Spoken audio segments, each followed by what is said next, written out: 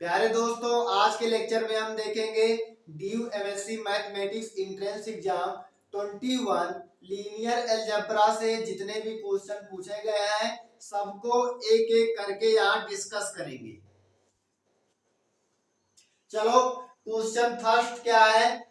Late T R2 से R3 be a linear transformation such that T1, 2 equals to 3, 4, 5 and T6, 7 equals to 8, 9, 10. Then T12, 10 if. अब हमको given क्या है? TR2 से R3 कोई linear transformation है और T1, 2 इक्वल टू क्या है? 3, 4, 5 एंड T6, 7 इक्वल टू क्या है? 8, 9, 10। तो अब हमको निकालना क्या है? T12, 10। T12, 10 हमको निकालना है। तो अब इसको निकालने का सबसे अच्छा तरीका ये है कि 12, 10 को क्या करो, इन दोनों के लीनियर कॉम्बिनेशन में लिखो। मतलब 12, 10 equals to alpha into 1, 2 plus beta into 6, 7। अब देखो हमको वैल्यू किसकी चाहिए? T12, 10 की। तो T ऑपरेट कर दो दोनों तरफ। तो 12, 10 equals to alpha T1, 2 plus beta T6, 7। अब ऐसा हम क्यों लिख पाए हैं? क्योंकि T तो यहाँ पर ऑपरेट होता इस पे, लेकिन हम इसको डायरेक्ट कैसे ऑपरेट करते हैं तो मैं आपको बताना चाहता हूं कि T alpha x plus beta y equal to क्या होता है? Alpha TX plus beta TY। ये कहां से? बाई लीनियर ट्रांसफॉर्मेशन की प्रॉपर्टी से। और यहाँ पर आपको T क्या दिया है? Linear transformation. तो इसलिए हम ऐसा लिख पाते हैं। ये आप ध्यान में रखिएगा। यहाँ पर अल्फा और बीटा क्या है? स्केलर है और x और y क्या है? वेक्टर है। तो अब देखो T12, 10 इक्वल टू इतना हो जाएगा। अब यहाँ से आप क्या करिए? अल्फा और बीटा की वैल्यू निकाल लीजिए। यहाँ से अल्फा और बीटा की वैल्यू निकालिए और यहाँ पर पुट कर दीजिए। तो आपको T12, 10 मिल जाएगा क्योंकि T1, 2 आपको गिवन है और T6, 7 भी आपको गिवन है। तो कितना आसान है और आप अंडर मिनट ये क्वेश्चन कर सकते हैं। बहुत इजी क्वेश्चन पूछे जाते हैं। तो चलो हम अल्फा और बीटा की वैल्यू निकालते हैं। तो देखो यहाँ से alpha plus 6 beta equal to क्या हो जाएगा? 12। तो alpha plus 6 beta equal to 12 और फिर 2 alpha plus 7 beta equal to 10। 2 alpha plus 7 beta equal to 10। ये कैसे हो रहा है? क्योंकि हम फर्स्ट कंपोनेंट को क्या कर रहे हैं? ऐड कर रहे हैं और फिर कंपेयर करके यहाँ पर लिख देते हैं। ऐसे सेकंड कंपोनेंट को मैंने ऐड किया और फिर कंपेयर करके लिख दिया। ये हो गया फर्स्ट, ये हो गया सेकंड। अब देखो फर्स्ट में 2 से मल्टीप्लाई करके इन दोनों को सब्ट्रैक्ट कर दो।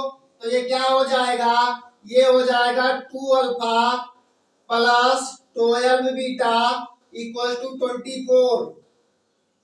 और अब इसमें में से सब्ट्रैक्ट करना है तो माइनस माइनस माइनस, ये क्या हो जाएगा? ये तो कैंसिल होगा और ये होगा 5 बीटा इक्वल टू 12।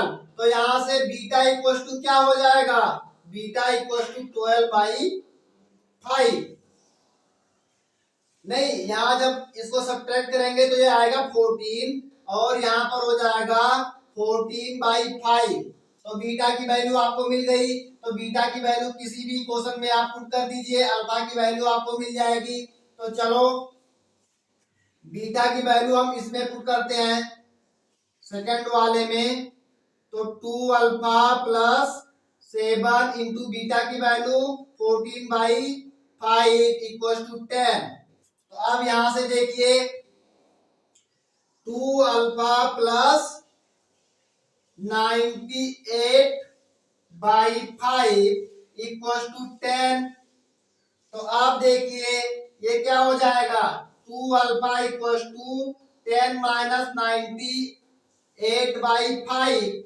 तो ये क्या हो जाएगा, -48/5, क्योंकि 5 10 जा 50 माइनस 98, तो -48/5 हो जाएगा।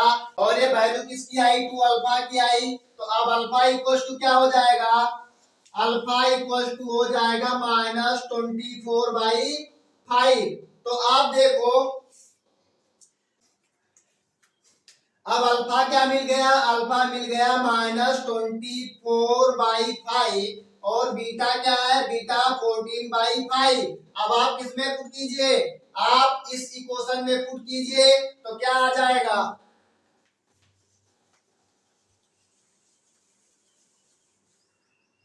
यहां पर बीटा की वैल्यू क्या थी, 14/5 थी।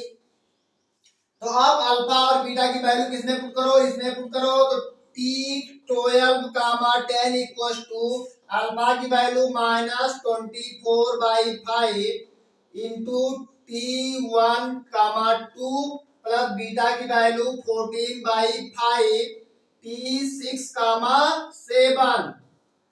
अब यहां से देखिए T1, 2 कितना दिया है, 3, 4, 5। तो ये हो जाएगा -24/5 और 3, 4, 5 प्लस 14/5 और T6, 7 की क्या वैल्यू है, 8, 8, 9 और 10। तो अब देखिए ये क्या हो जाएगा, ये हो जाएगा -72/5 फिर -96/5, क्योंकि मैं इसका मल्टीप्लाई करता हूं इन सब कंपोनेंट्स में। और तीसरा क्या हो जाएगा, -120/5 ये पहला, प्लस ऐसे जब इसमें करेंगे तो ये क्या हो जाएगा, 14 8 जा 112/5, 14 9 जा 126/5 और 14 10 जा 140/5। आप इनको क्या करो, इनको ऐड कर लो तो ये क्या हो जाएगा, 112 माइनस 72, ये हो जाएगा 40/5। और यहाँ पर 126 माइनस 96, तो ये हो जाएगा 30/5। और यहाँ पर -120/5 प्लस 140/5, ये हो जाएगा 20/5। तो अब देखो 5 8 जा 40, 5 6 जा 30, 5 4 जा 20। तो इसकी वैल्यू क्या आ गई, 8,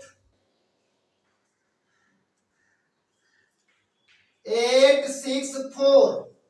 एक इसकी वैल्यू हुई, ये T12, 10 की वैल्यू मिल गई कितना, 8 4 6। तो कितना आसान क्वेश्चन है। पहला काम क्या है, जो आपको निकालना हो उसको क्या कीजिए, जो दिया गया है उसके लीनियर कॉम्बिनेशन में लिखिए, फिर वहां से अल्फा और बीटा की वैल्यू मिल जाएगी, फिर इस पे लीनियर ट्रांसफॉर्मेशन अप्लाई कर दीजिए तो कुछ इस फॉर्म में आ जाएगा। फिर यहाँ पर अल्फा और बीटा की वैल्यू पुट कीजिए और इसको आप आसानी से निकाल लीजिए।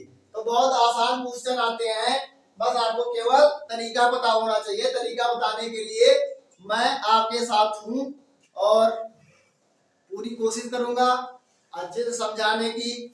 बस आपको क्या करना है, चैनल को सब्सक्राइब करना है, शेयर करना है और लाइक भी करना है। चलो देखते हैं दूसरा क्वेश्चन। तो क्वेश्चन नंबर 2 क्या है, एबीसी क्या है, बेसिस है किसका, वेक्टर स्पेस बी का। तो अब इसमें पूछ क्या रहा है, which of the following sets are basis of B. तो आप इसमें ये 4 सेट दिए गए हैं ए बी सी डी, और आपसे जानना चाहता है कि इसमें कौन सा सेट बेसिस होगा बी का, कौन सा सेट बी का बेसिस होगा। तो अब बेसिस के लिए सबसे पहले हम क्या चेक करते हैं, बेसिस के लिए सबसे पहले हम एलआई चेक करते हैं कि सेट एलआई है कि नहीं है। फिर दूसरी बात हम ये देखते हैं कि क्या जो सेट, ऐसे हमको ए को कहना है कि ये बेसिस है, तो ए क्या करे, ए जनरेट करे किसको, बी को। तो ए एलआई हो और ए जनरेट करे बी को, तो हम कह देंगे ए इज बेसिस ऑफ बी।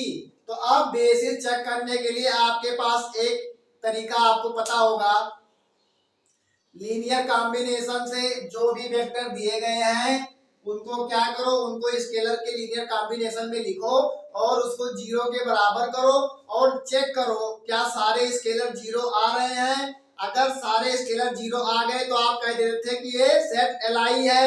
लेकिन मैं आपको दूसरा तरीका बताता हूं कि इसको मैट्रिक्स से कैसे चेक करते हैं।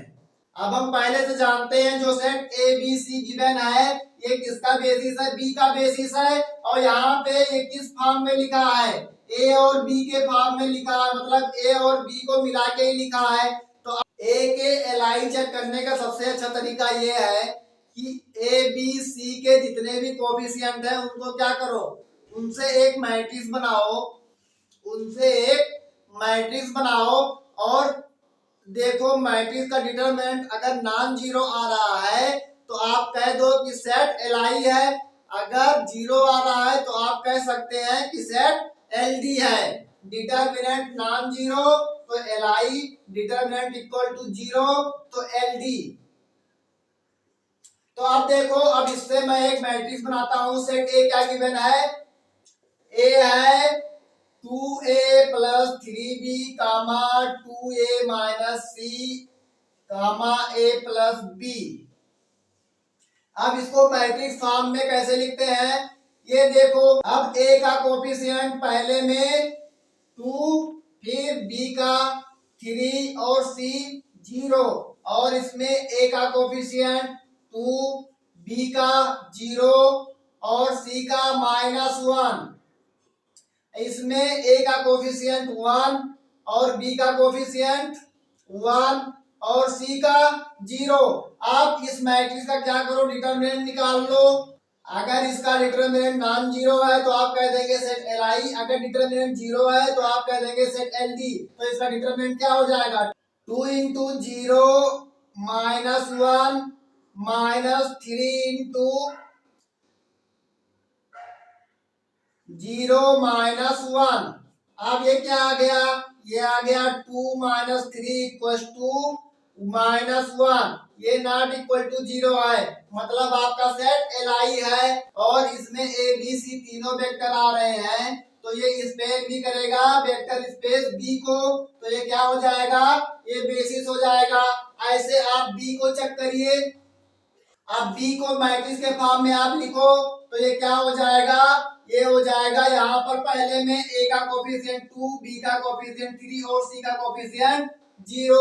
तो 2 3 0 और दूसरे में a का कोफिशिएंट 3, b का 0 और c का -1। तो 3 0 और -1 और तीसरे में a का कोफिशिएंट 1, b का -3 और c का -1। अब इसका डिटरमिनेंट निकालो कितना होगा, तो 2 इंटू 0 -3 इंटू -3 +1। अब ये क्या हो गया, ये हो गया -6 और दूसरा -3 इंटू -2, क्योंकि -3 + 1 क्या होता है, -2 होता है। अब ये किसके बराबर होगा, -6 और माइनस माइनस प्लस 3 2 जा 6, तो +6। अब ये क्या आ गया 0, तो ये क्या है, एलआई ही नहीं है, तो बेसिस कैसे फॉर्म करेगा, तो नॉट एलआई तो नॉट बेसिस। ये क्या हो गया, सेट बी आपका एलडी हो गया, सेट बी एलडी हो गया। ऐसे आप सी चेक कीजिए। तो आप देखो सी क्या हो जाएगा, 1 2 -2 और 1 1 1 3 4 0। अब इसका डिटरमिनेंट निकालो, तो डिटरमिनेंट क्या हो जाएगा, 1 into 0 - 4 - 2 into 0 - 3 और -2 into 4 - 3। तो अब ये क्या हो जाएगा, -4 और माइनस माइनस प्लस, 3 2 जा 6, तो यहाँ पर +6 हो जाएगा। और ये 4 - 3 1 1 2 जा 2, तो -2। अब देखो -2 -4 -6 और यहाँ पर +6, तो ये क्या हो गया, 0 हो गया। तो ये क्या हो गया, सेट सी है जो आपका दिया है, ये हो गया LD। तो ये भी बेसिस फॉर्म नहीं करेगा। अब चेक कीजिए डी।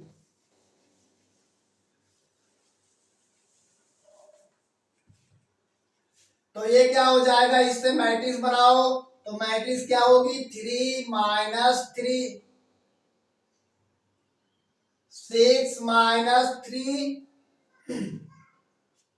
1 3 4 1 1 0 1। अब इसका डिटरमिनेंट निकालो, क्या होगा, तो 6 इंटू 4 - 0 माइनस माइनस प्लस, तो +3 इंटू ये कैंसिल, तो 3 - 1 और +1 इंटू ये कैंसिल, फिर ये कैंसिल। अब ये क्या हो जाएगा, 0 इंटू 3 -1 इंटू 4, तो 0 - 4। अब ये क्या आ गया, 6 4 जा 24 प्लस, अब यहाँ पर हो जाएगा ये 3 - 1 2 और 2 3 जा 6, और ये क्या हो जाएगा, यहाँ पर -4 को जब 1 से मल्टीप्लाई करेंगे तो ये क्या आ जाएगा, -4 ही आएगा। तो अब देखो 24 + 6 क्या हो जाएगा, 30 30 - 4 क्या हो जाएगा, 26। तो 26 नॉट इक्वल टू 0 है, तो ये क्या हो गया, सेट डी आपका LI हो गया। सेट डी आपका LI हो गया। और इसमें A B C तीनों है, तो ये स्पेन भी कर देगा आपके वेक्टर स्पेस B को। तो इसलिए A और D आपका क्या हुआ, बेसिस हुआ वेक्टर स्पेस B का। तो कौन से ऑप्शन में A और D है वो टिक कर दीजिए। तो ऑप्शन नंबर सेकंड ये ट्रू ऑप्शन होगा। अब आप देखिए क्वेश्चन नंबर 3। अब ये देखने में तो बहुत बड़ा क्वेश्चन लगता है, लेकिन बहुत आसान क्वेश्चन है। कुछ लड़के तो देख के ही भग जाते हैं, लेकिन आपको भगना नहीं है, बहुत इजी क्वेश्चन है, एक बार केवल पढ़ना है, तत्काल ये क्वेश्चन सॉल्व होगा। अब ये क्या है question, given below are two statement, one is labelled as assertion A and other is labelled as reason R. तो असर्शन ए क्या है, let A be a square matrix of order 2 with eigen values ±1 and let px equals to x का power 4 plus x cube minus x square plus x plus 1 be a polynomial in x, then pa equals to 2a plus i। i यहाँ पर क्या है, identity matrix है 2 cross 2 की। तो अब हमको क्या है, एक स्क्वायर मैट्रिक्स दी गई है और जिसका आइगन वैल्यू क्या है, +-1। आइगन वैल्यू आप ये क्या है, +-1 है। और अब हमको करना क्या है कि ये कोई पॉलिनोमियल है, तो हमको चेक करना है कि pa equals to 2a plus i होगा कि नहीं होगा। तो हम चेक करते हैं। अब देखो ए कोई स्क्वायर मैट्रिक्स है जिसकी आइगन वैल्यू क्या, +-i है, ये हमको दिया गया है। तो अब कैरेक्टरिस्टिक पॉलिनोमियल आप ये क्या होगा,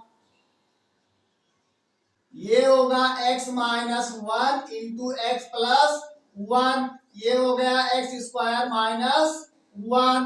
अब हम जानते हैं बाई-कैली हैमिल्टन थ्योरम से every square matrix satisfied it's characteristic polynomial. तो जो मैट्रिक्स ए है ये अपने कैरेक्टरिस्टिक पॉलिनोमियल को सेटिस्फाइड करेगी। तो यहाँ से क्या हो जाएगा, A square minus I equal to क्या होगा, 0। तो A square equal to identity. अब हमको ऐसी मैट्रिक्स लेना है ए जिसका आइगन वैल्यू प्लस माइनस 1 हो और स्क्वायर करने पे आइडेंटिटी मैट्रिक्स आ जाए। तो चलो हम ए ले लेते हैं 1 माइनस 1 0 0। अब देखो इसका आइगन वैल्यू प्लस 1 माइनस 1 और इसका जब स्क्वायर करेंगे तो क्या हो जाएगा, इसका जब स्क्वायर करेंगे तो आइडेंटिटी मैट्रिक्स आ जाएगा। तो अब हमें चेक करना है कि पी ऑफ ये क्या इतना होगा 2a प्लस आई।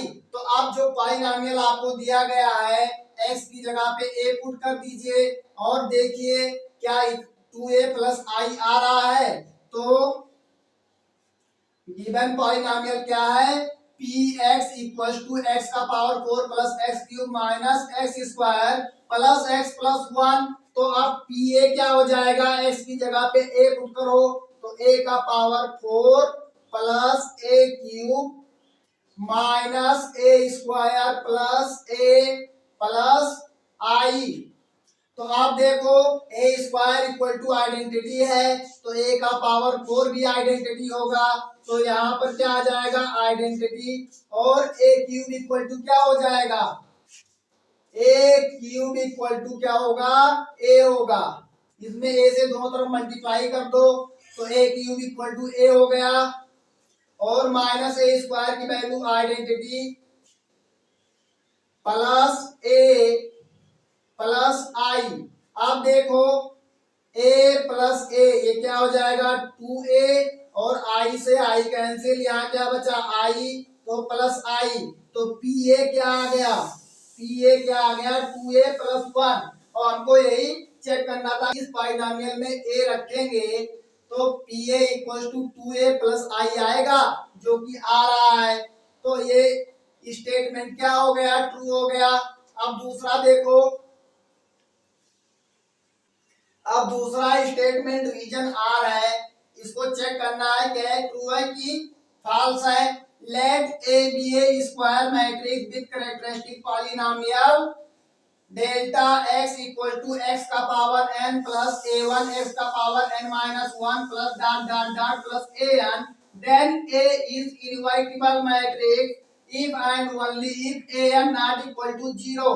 तो आप देखो एक वही n स्क्वायर मैट्रिक्स है n क्रॉस n की और इसका कैरेक्टरिस्टिक पॉलिनोमियल क्या है, इसका कैरेक्टरिस्टिक पॉलिनोमियल है x का power n plus a1 x का power n minus 1 plus dot dot dot plus an। हम जानते हैं अगर एक कोई स्क्वायर मैट्रिक्स है n क्रॉस n की तो इसका कैरेक्टरिस्टिक पॉलिनोमियल क्या हो जाएगा, इसका कैरेक्टरिस्टिक पॉलिनोमियल हो जाएगा x का power n minus trace of a x का power n minus 1 plus trace of adjoint a x का power n minus 2 minus dot dot dot plus minus 1 का पावर n an। अब देखो ये characteristic polynomial ये हुआ। अब यहाँ पर माइनस 1 का पावर n an क्या होता है, डिटरमिनेंट होता है इस मैट्रिक्स का। अब डिटरमिनेंट निकालने के लिए इस इक्वेशन को इस इक्वेशन से कंपेयर करो क्योंकि ये भी कैरेक्टरिस्टिक पॉलिनोमियल है n क्रॉस n मैट्रिक्स का और ये भी कैरेक्टरिस्टिक पॉलिनोमियल दिया गया है n क्रॉस n मैट्रिक्स का। और हम जानते हैं माइनस 1 का पावर n an क्या होता है, डिटरमिनेंट ऑफ a होता है, a मैट्रिक्स का डिटरमिनेंट होता है। तो अब डिटरमिनेंट ऑफ दिस मैट्रिक्स क्या हो जाएगा, determinant of given matrix A क्या हो जाएगा माइनस 1 का पावर n an। आपको चेक क्या करना है कि ये मैट्रिक्स इनवर्टिबल होगी कब, जब an नॉट इक्वल टू 0 हो। मतलब मैट्रिक्स इनवर्टिबल कब होती है, जब उसका डिटरमिनेंट नॉट 0 होता है, मतलब डिटरमिनेंट आप ये क्या हो जाए नॉट इक्वल टू 0। तो अब यहाँ से डिटरमिनेंट क्या आया है आपके मैट्रिक्स का -1 का power m a n not equal to 0। अब ये तो कभी 0 होगा नहीं, तो यहां से क्या इंप्लाई हो जाएगा, a n not equal to 0। तो आपका स्टेटमेंट में है A is invertible if and only a n not equal to 0। तो ये भी आपका क्या हो गया, करेक्ट स्टेटमेंट हो गया, क्योंकि इनवर्टिबल तभी होगा जब ए एन नॉट इक्वल टू 0 आएगा। अब यहाँ पर देखिए, यहाँ पर चेक करना था इनवर्टिबल मैट्रिक्स, और यहाँ पर आपको आइगन वैल्यू दी गई है और पीए की वैल्यू आपसे पूछा गया था, जो कि ये करेक्ट है और ये भी करेक्ट है, लेकिन इनवर्टिबल मैट्रिक्स का इससे कोई ताल्लुक है नहीं, तो इसलिए आपका ऑप्शन क्या बनना चाहिए, both A and B are तो ट्रू है, लेकिन आर करेक्ट एक्सप्लेनेशन नहीं है ए का।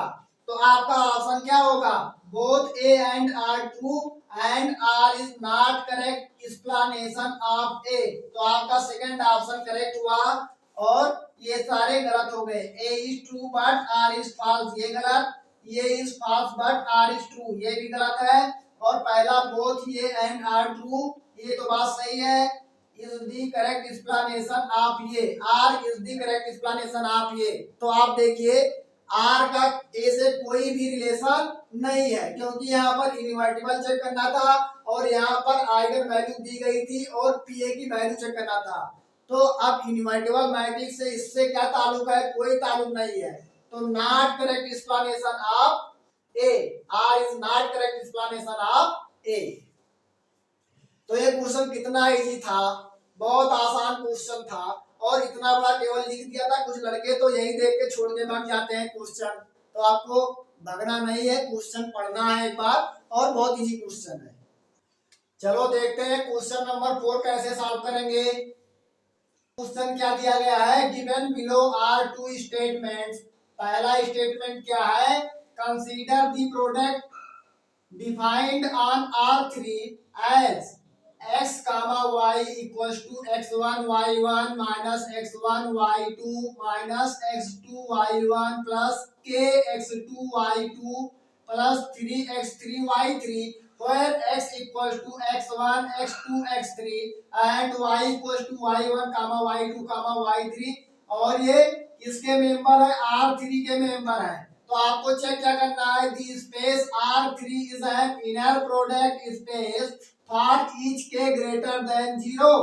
तो अब देखो, अगर इस प्रोडक्ट कुछ इस प्रकार से डिफाइंड हो पॉलिनोमियल में, और यहाँ पर देखो सारे टर्म का डिग्री 2 है, तो ये क्या है, क्वाड्रेटिक पॉलिनोमियल के फॉर्म में कुछ है।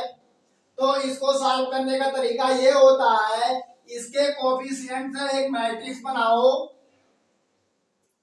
तो वो मैट्रिक्स क्या होनी चाहिए, वो मैट्रिक्स होनी चाहिए सिमेट्रिक। और दूसरी बात, ये पॉजिटिव डेफिनिट होनी चाहिए, पॉजिटिव डेफिनिट होनी चाहिए। अब पॉजिटिव डेफिनिट क्या होता है, मतलब डिटर्मिनेंट ऑफ ए आई क्या होना चाहिए, ग्रेटर देन 0 होना चाहिए, या ऑल आइगन वैल्यूज क्या होनी चाहिए, ग्रेटर देन 0 होनी चाहिए। तो आप कह देंगे मैट्रिक्स पॉजिटिव डेफिनिट है। तो आप देखो, सबसे पहले जानना ये बहुत जरूरी है कि इस पॉलिनोमियल के कोफिशिएंट को लेके मैट्रिक्स कैसे बनाएं। तो आप देखो, मैट्रिक्स बनाने का मैं तरीका आपको बता रहा हूँ। मान लो ये x1 है, ये x2 है, ये x3 है, और यहाँ पर y1 y2 y3। तो आप देखो इसका इसमें प्रोडक्ट करो, तो ये पहला एलिमेंट हो जाएगा x1 y1। अब x1 y1 का कोफिशिएंट यहाँ आएगा, फिर इसका इसमें तो x1 y2, फिर इसका इसमें तो ये x1 y3। अब x1 y2 का कोफिशिएंट यहाँ, x1 y3 का कोफिशिएंट यहाँ पर रखेंगे, ऐसे x2 का y1 के साथ, तो x2 y1, फिर x2 y2, फिर x2 y3। अब x3 का y1 के साथ प्रोडक्ट करो, तो x3 y1, x3 y2, x3 y3। आप इन सबका कोफिशिएंट यहाँ पर रख दो। तो अब इसमें देखो x1, इससे मान लो ये कोई मैट्रिक्स ये है, तो ये क्या होना चाहिए, सिमेट्रिक होना चाहिए और पॉजिटिव डेफिनिट होना चाहिए। तो जो आपका प्रोडक्ट गिवन है ये क्या हो जाएगा, इनर प्रोडक्ट स्पेस हो जाएगा। तो आप यहाँ से कोफिशिएंट कंपेयर करो, x1 y1 का कोफिशिएंट क्या है, 1 है, 1। फिर ऐसे x1 y2 का कोफिशिएंट -1 है, -1। फिर x1 y3 का कोफिशिएंट, x1 y3 तो है नहीं, तो इसका कोफिशिएंट 0 हो जाएगा। आप देखो x2 y1 का कोफिशिएंट, तो x2 y1 का कोफिशिएंट यहाँ पर -1 है, और x2 y2 का कोफिशिएंट क्या है। आप x2 y3 का कोफिशिएंट, यहाँ पर x2 y3 नहीं है, तो इसका कोफिशिएंट 0। आप देखो x3 y1 इसमें नहीं है तो 0, x3 y2 इसमें नहीं है तो 0, x3 y3 इसका कोफिशिएंट क्या है, 3 है, तो यहाँ पर 3 आ जाएगा। अब आप चेक कीजिए ये मैट्रिक्स सिमेट्रिक है, तो पहली प्रॉपर्टी आपकी होल्ड। आप पॉजिटिव डेफिनिट कैसे चेक करते हैं, मतलब डिटर्मिनेंट ऑफ A1 क्या होना चाहिए, ग्रेटर देन 0 होना चाहिए। फिर डिटर्मिनेंट ऑफ A2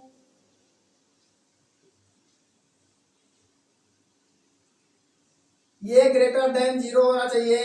फिर डिटर्मिनेंट ऑफ A3 ये भी ग्रेटर देन किससे होना चाहिए, 0 से होना चाहिए।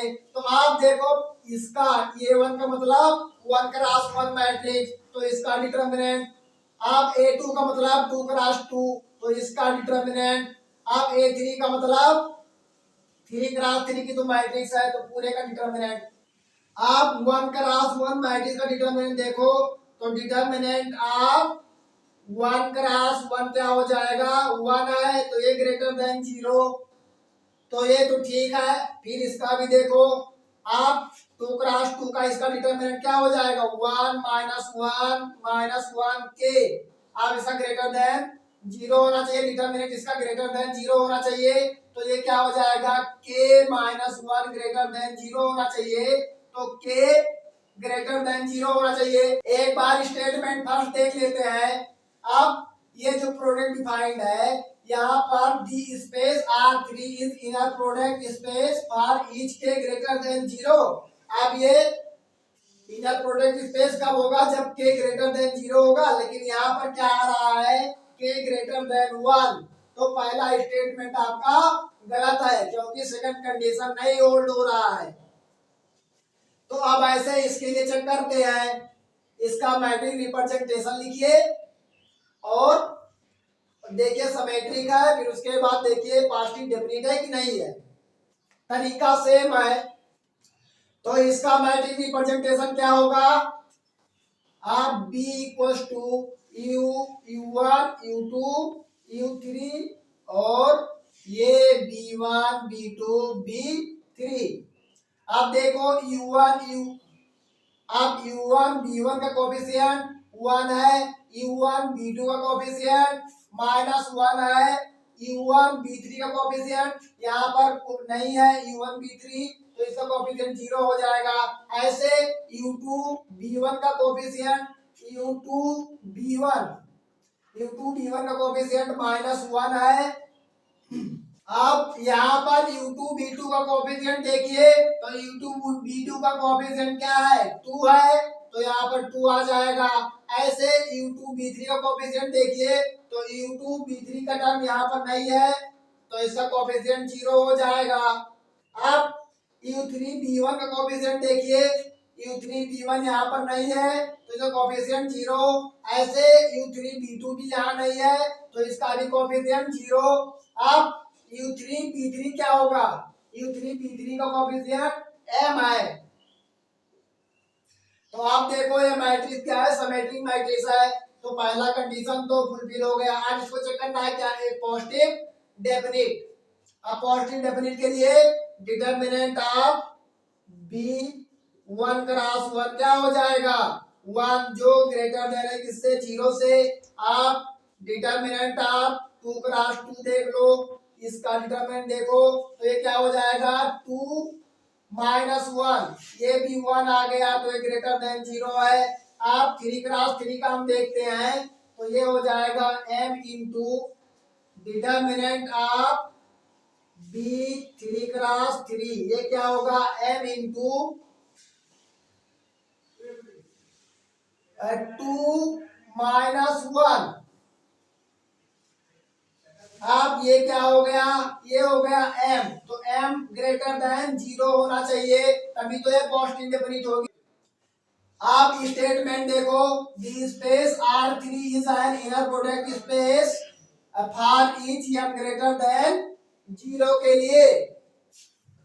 The space R3 is an inner product space for each m greater than 0। तो हाँ सही है, m ग्रेटर देन 0 के लिए क्या हो जाएगा स्पेस इनर प्रोडक्ट स्पेस हो जाएगा। तो पहला ऑप्शन आपका इनकरेक्ट, दूसरा ऑप्शन आपका करेक्ट। तो इसमें कौन सा ऑप्शन बन रहा है, both statement first and second are true, both statement first and second are false. तो ये गलत, ये भी गलत, क्योंकि एक सही एक गलत है, यहाँ पर एक सही एक गलत है तो दोनों ऊपर के तो निकल गए। अब statement first is true but statement second is false, ये भी गलत क्योंकि फर्स्ट फॉल्स है और सेकंड ट्रू है। तो आप ये फोर्थ ऑप्शन है फर्स्ट इज फॉल्स और सेकंड इज ट्रू, तो यही फोर्थ ऑप्शन आपका बना। प्यारे दोस्तों, मैं आशा करता हूं कि आपको अच्छे से समझ में आया होगा और इस प्रकार के क्वेश्चन आए तो आप अगर पॉलिनोमियल में दिखे और आपको इनर प्रोडक्ट चेक करना हो तो आप सिंपल क्या कीजिए, मैट्रिक्स बनाइए, उसको चेक कीजिए सिमेट्रिक है कि नहीं है। अगर सिमेट्रिक नहीं है तो वहीं पर आप उसको टिक करिए कि ये इनर प्रोडक्ट स्पेस नहीं बनाएगा। अगर सिमेट्रिक है तो फिर आगे क्या देखना है, पॉजिटिव डेफिनिट, और पॉजिटिव डेफिनिट के लिए हम क्या करते हैं, determinant of A eyes greater than 0 कर देते हैं। अगर सारे ए आईज का डिटरमिनेंट ग्रेटर देन 0 होता है तो हम कह देते हैं मैट्रिक्स पॉजिटिव डेफिनिट है। या आइगन वैल्यू से चेक कर लो, सारी आइगन वैल्यू अगर पॉजिटिव है तो मैट्रिक्स पॉजिटिव डेफिनिट है। तो मैं आशा करता हूं कि आप लोगों को बहुत अच्छी तरीके से समझ में आया होगा और आगे कंटिन्यू में वीडियो अपलोड करता रहूंगा क्वेश्चन सॉल्यूशन, ताकि आपको पता चले कैसे क्वेश्चन सॉल्व करते हैं। बस आप लोग एक काम कीजिए कि लाइक शेयर और सब्सक्राइब जरूर कीजिए चैनल को, ताकि आपको वीडियो टाइमली मिलता रहे, और बेल आइकन को भी दबा दीजिएगा। Okay, thank you, bye bye.